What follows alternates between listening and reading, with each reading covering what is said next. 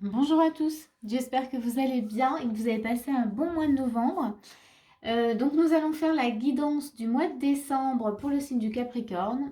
Alors j'ai un peu de retard, mais c'est pas grave, on est encore début décembre. Donc c'est une guidance générale, donc elle va pas parler à tous les Capricornes et c'est une guidance énergétique, donc ce sont les énergies. Donc ça peut très bien vous parler sur voilà, différents domaines de votre vie, hein, plan sentimental, travail, personnel. Donc regardez vraiment où ça vient vous chercher et prenez ce qu'il y a à prendre. Et s'il n'y a rien, eh bien n'insistez pas, c'est que la guidance elle n'est pas pour vous. Voilà, voilà, ça c'est dit. Donc on va tout de suite regarder ce que j'ai pour vous, les Capricornes. L'énergie en tout cas qui se dégage pour vous ce mois-ci, c'est la Lune. Et donc la Lune, elle nous parle de votre intuition, elle nous parle également de vos émotions. Pour ce mois-ci, en tous les cas, on vous demande d'être connecté à vos intuitions, mais également peut-être à aller chercher ce qui pourrait peut-être vous empêcher d'être connecté à vos intuitions.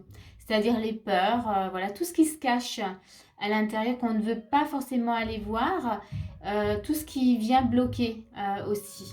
Donc pour vous, c'est vraiment ça, hein, l'énergie de la Lune, c'est mettre en lumière voilà, ce qui est caché, ce qui est dans l'ombre, du coup, qui est voilà, dans nos profondeurs. Mais ça peut être aussi vraiment de prendre le temps régulièrement de se connecter à sa propre intuition pour écouter en tout cas les messages. Donc on va regarder votre état d'esprit par rapport à cette énergie de la Lune. Eh bien, on a le 10 de denier, plutôt chouette, et on a un 7 d'épée. Alors, 7 d'épée, peut-être envie voilà, de connaître la vérité, de mettre en lumière. Vous voyez, dans l'état d'esprit, il y a quand même cette notion-là de voir, de voir la réalité, vraiment. Pour un certain confort, en tout cas, puisqu'on a quand même un 10 de denier. Et on a le bateau avec le soleil. Donc il y a quand même dans votre état d'esprit une grande envie de changement, de lumière. Non mais il y a la lumière dans votre tirage là déjà, hein.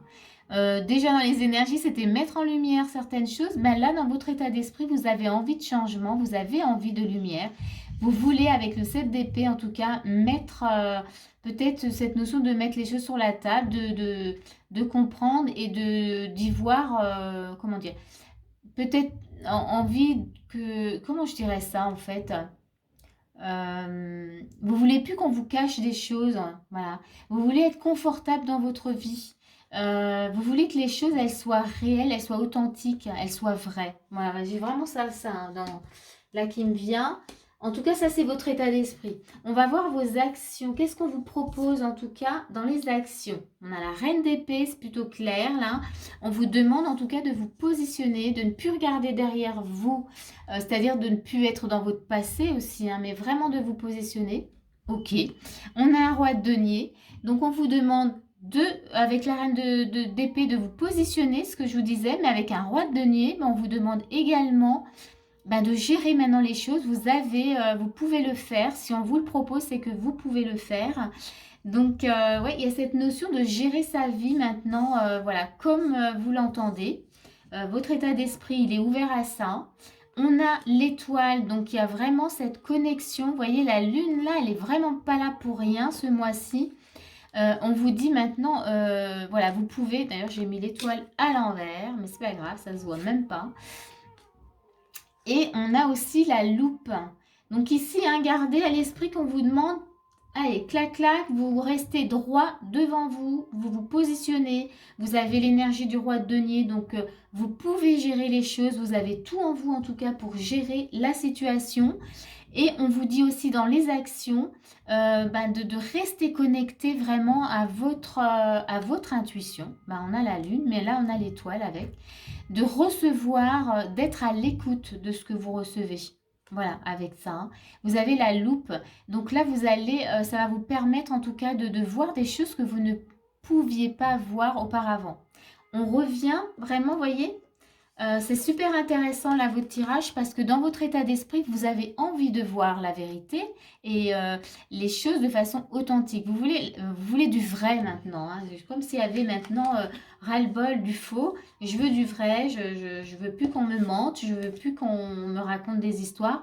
Et là, en fait, dans les actions, le fait de vous positionner et de prendre les choses en main, vraiment avec l'aura de denier, il y a cette nouvelle vision. Avec la loupe, vous allez vraiment voir des choses, vous allez comprendre des choses que vous ne pouviez pas voir auparavant.